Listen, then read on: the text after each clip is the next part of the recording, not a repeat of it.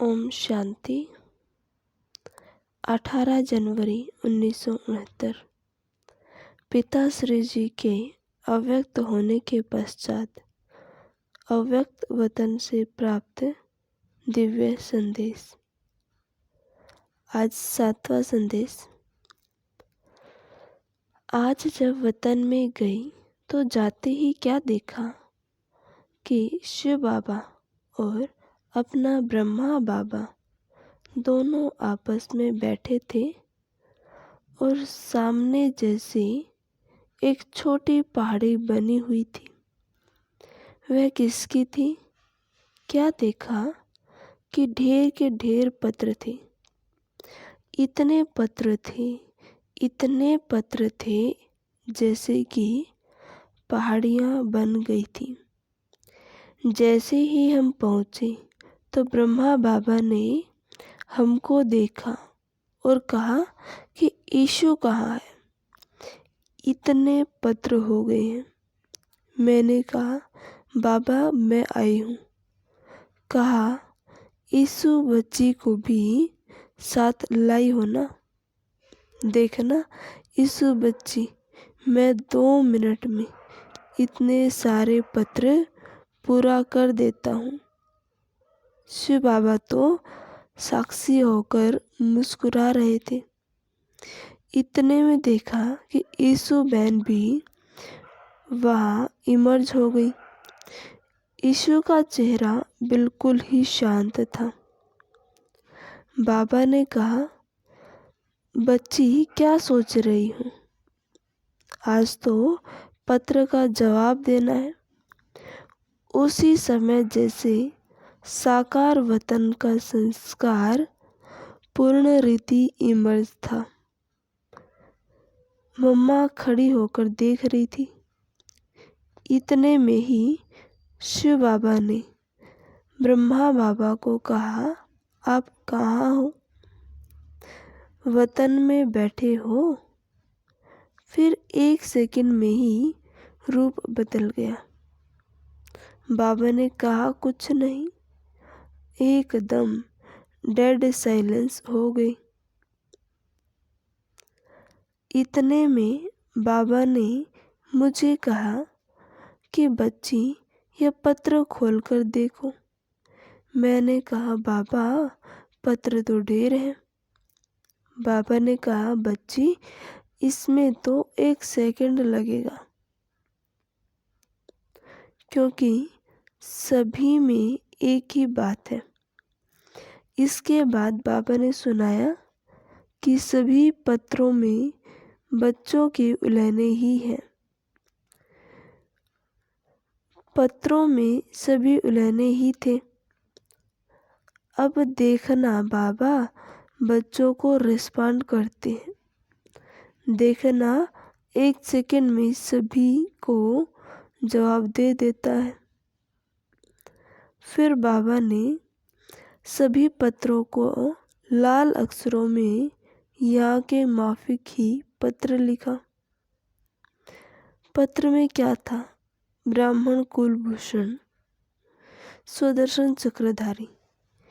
ये रत्नों बच्चों प्रति समाचार है कि सभी बच्चों के उलहनों के पत्र सूक्ष्म वतन में पाए। रिस्पॉन्ड में बाप दादा बच्चों को कह रहे हैं कि ड्रामा की भावी के बंधन में सर्व आत्माएं बंधी हुई हैं। सभी पार्ट बजा रही हैं। उसी ड्रामा के मीठे मीठे बंधन अनुसार आज अव्यक्त वतन में पार्ट बजा रहा हूँ। सभी बच्चों को दिल व जान, सीख व प्रेम से अव्यक्त रूप से याद प्यार बहुत बहुत बहुत स्वीकार हो। जैसे बाप की स्थिति है वैसे बच्चों को स्थिति रखनी है। यह है बाप दादा का पत्र।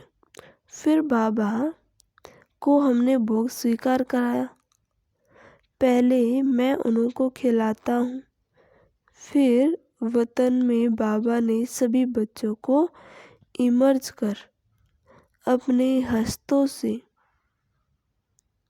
जल्दी जल्दी एक एक दृष्टि भी दे रहे थे, हाथों में गिट्टी भी खिला रहे थे।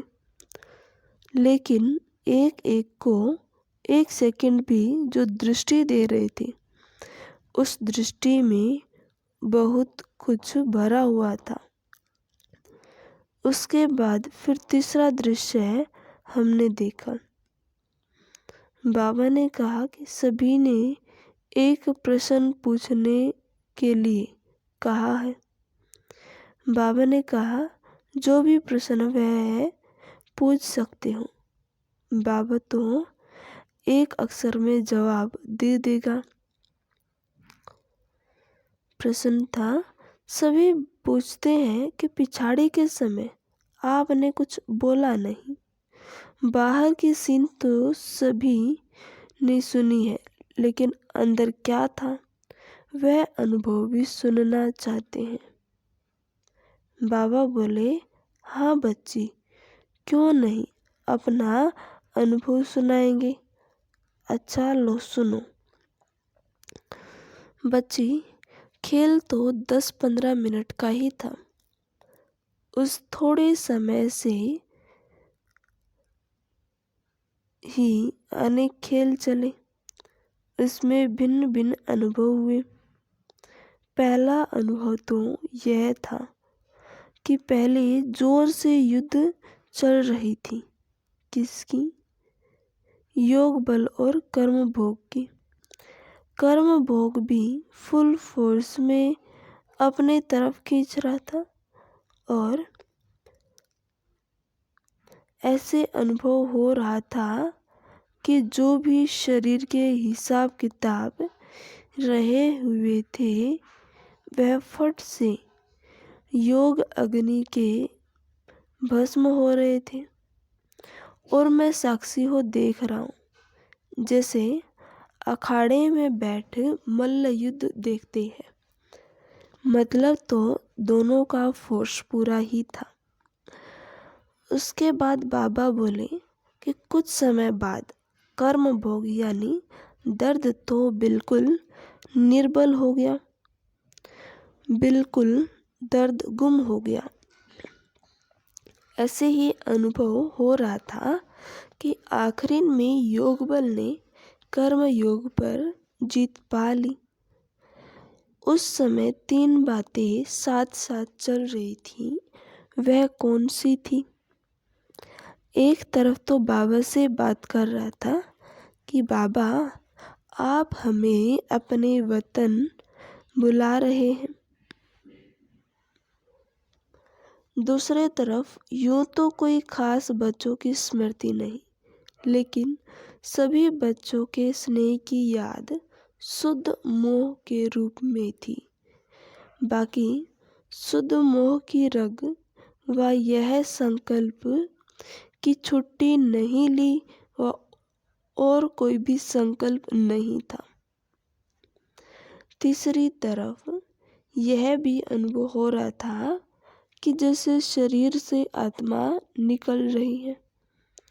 कर्मातीत न्यारी अवस्था जो बाबा ने पहले मुरली भी चलाई कि कैसे भां भां होकर सन्नाटा हो जाता है, वैसे ही बिल्कुल डेड साइलेंस का अनुभव हो रहा और देख रहा था कि कैसे एक एक अंग से आत्मा अपनी शक्ति छोड़ती जा रही है।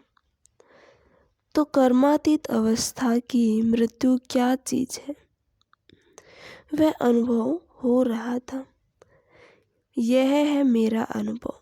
फिर हमने बाबा को कहा कि बाबा सभी बच्चे कहते हैं, अगर हम सभी सामने होते तो बाबा को रोक लेते।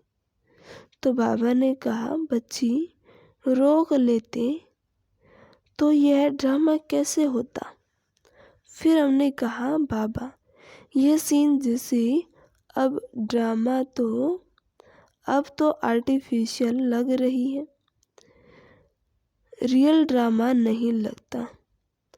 बाबा ने कहा कि बच्ची, यह स्नेह की मीठी तार जुटी होने के कारण तुमको अंत तक यह वंडर ही देखने में आएगा। और अब तक भी तो संबंध है, भल साकार रथ गया है, लेकिन ब्रह्मा के अव्यक्त रूप में अव्यक्त पार्ट बजा रहे। बाबा ने कहा, मैं भी कभी साकार वतन में चला जाता हूँ। फिर शिव बाबा पूछते हैं, कहाँ बैठे हो? यहाँ बैठे जैसे साकार वतन में है, यह मकान बन रहा है, वहाँ तक जाता हूँ। मैंने कहा, बाबा, कभी कभी लगता है कि जैसे बाबा चक्र लगा रहे हैं। बाबा ने कहा, मैं चक्र लगाता हूँ तो वह वासना तो बच्चों को आएगी ही। मतलब तो रूह रूहान हो रही थी। फिर बाबा ने एक दृश्य दिखाया, जैसे एक चक्र के अंदर बहुत चक्र दिखाई पड़े। चक्र का ढंग ऐसे बनाया था कि उस चक्र से निकलने के 4-5 रास्ते दिखाई पड़े, परंतु निकल न पाए। सिर्फ ब्रह्मा बाबा को यह दिखाया कि चक्र में चलते चलते पॉइंट अर्थात 0 पर खड़े हो गए, निकले नहीं। बाबा ने समझाया कि यह है ड्रामा का बंधन। ब्रह्मा भी ड्रामा के सर्कल से निकल नहीं सकते। ड्रामा के बंधन से कोई भी निकल नहीं सकते। उस 0 पॉइंट तक पहुंच गए, लेकिन फिर भी ड्रामा का मीठा बंधन है। जिस मीठे बंधन को खेल के रूप में दिखाया। फिर मिश्री बादाम खिलाई, छुट्टी दी, बोला, जाओ बच्ची, टाइम हो गया है। अच्छा, ओम शांति।